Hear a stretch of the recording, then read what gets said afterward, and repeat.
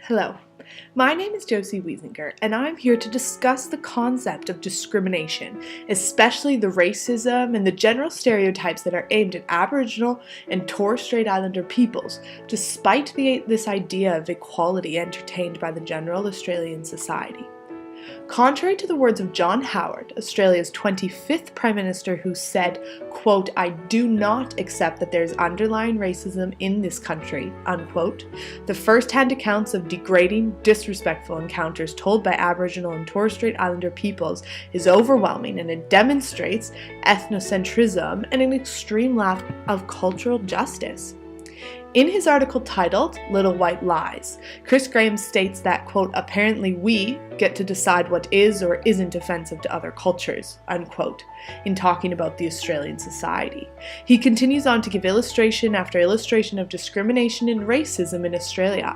This discrimination is loosely defined as a broad and multi-dimensional concept that covers all acts of preferring one thing, one person, or a situation over another. Today we are going to focus on a music video by Caper, an Aboriginal artist who has found his voice through rap. His piece, titled "How Would You Like to Be Me?" is an eye-opening personal look into Caper's world and the discrimination he personally experiences over and over again.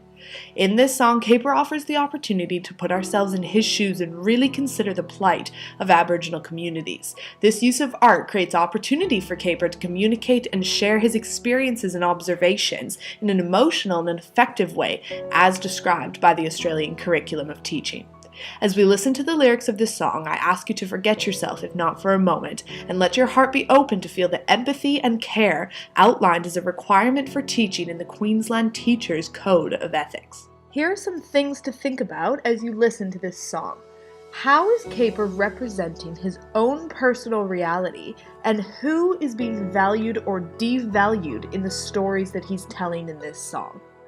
How would you like to be me, an Aborigine, looked down upon in society? How would you like to be treated like a dog by ignorant little suckers who make you feel odd? Think that all we do is drink grog, and they say we only have ourselves to blame. Those idiots should be ashamed. It's like they can and won't understand Aboriginal pain. I wish those haters could walk in our shoes, then they'll know what it's like to lose and live a life that's been abused from hereditary ills that kill. Hey, was just at a pizza bar the other day, overheard a conversation and I heard him say, "Black phones this and black niggas that," made me wanna react and say something back with my fist, cause I was pissed, but it didn't wild out and act the focus violence. Don't change a thing at all, don't change a thing at all. How would you like to be me? Stereotype, what should I paint myself white to fit in right? How would you like to be me? Discriminated, hated, and judged by society. Tell me, how would you like to be me?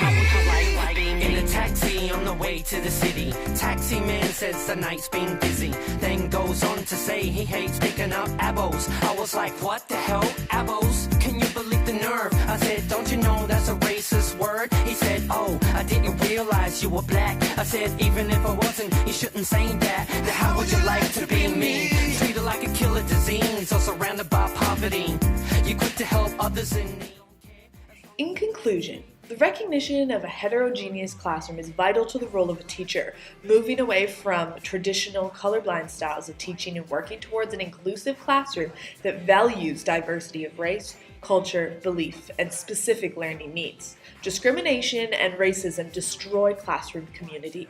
Chris Sara, an agent of change for Aboriginal Australian education, states that, quote, "Racism is a cancer with the very real potential to erode the soul of our nation," unquote.